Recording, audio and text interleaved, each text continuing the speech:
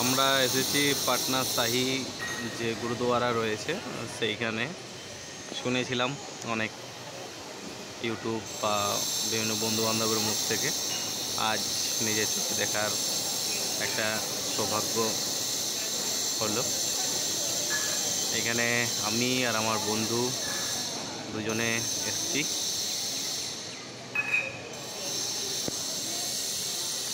এটা আমি, এটা আমার বন্ধু। আর জায়গাটা ঘুরে বেশ ভালোই লাগলো। মনের মধ্যে যে আকুলতা বা বিভিন্ন চিন্তা ভাবনা এখানে আসার পর যেন সব কিছুই ভুলে গিয়ে এখানকার পরিবেশ আত্মহারা হয়ে উঠলাম।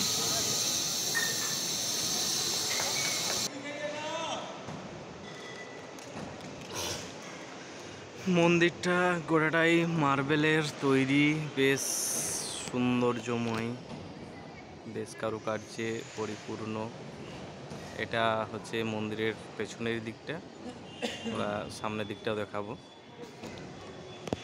বেশ ভালো, মানে সাজানো গোছানো পরিষ্কার পরিচ্ছন্ন দিক দিয়ে সেরা।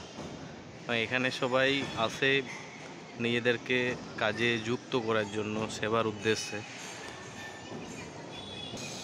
এটা হচ্ছে মন্দিরের সেই সামনের অংশ। এটা হচ্ছে মন্দিরের মূল প্রবেশদ্বার, যেই বাচ্চাগুলো যে এখানে প্রবেশ করছে আর বেরোচ্ছে। আমরাও সেখানে ঘুরলাম। এখানে ক্যামেরা করা নিষেধ, তাই সেটা বাদেই রইল।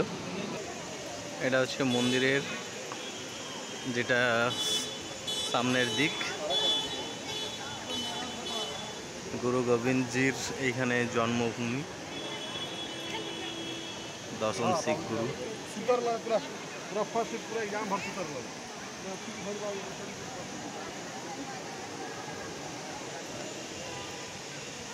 জায়গাটা ঘুরে বেশ ভালো লাগলো, মানে যেটা দেখেছিলাম ভিডিওতে, নিজে দেখে আরও ভালো লাগলো।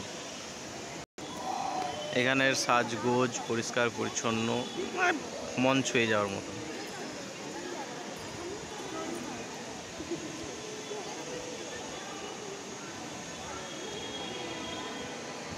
এটা আমার বন্ধু হচ্ছে শ্যামাপদ মাহাতো। আমি আর আমার বন্ধু দুজন মিলে আজ পরীক্ষা দিতে এসেছিলাম পাটনা, তো সেই উপলক্ষে এই মন্দিরও আমাদের দেখা হয়ে গেল। যাক, খুবই ভালো একটা জায়গা, ভ্রমণ করতে পারলাম, দেখতে পারলাম নিজের চোখে। ওটা মন্দির প্রান্ত ভালো হয়তো জানিস কি এমনি তো কি কম আছে নাকি? বেশ কাঠ,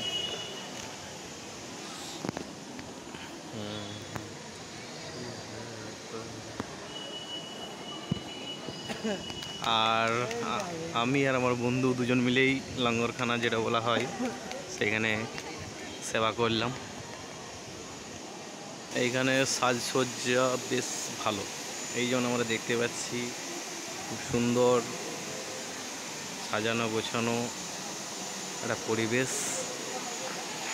এখানে আসার পর বেশ ভালো লাগছে।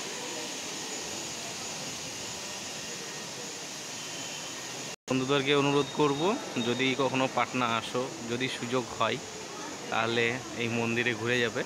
পাটনা যে জংশন রয়েছে সেখান থেকে অটোতে করে পাটনা সিটি আসতে হয়, এবং সেখান থেকে আমরা যেটা টোটো বলি সেটা এদের এখানে হাওয়াইতে চেপে আসতে হয়। মিনিট 5, মানে স্টেশন থেকে পাটনা জংশন থেকে আধ ঘন্টা, আর এই যে সিটি স্টেশনটা রয়েছে সেখান থেকে আরও 10 মিনিটের মতো লাগবে।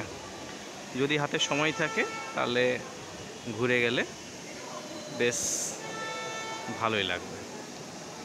তাহলে বন্ধুরা, আজ এইখানেই।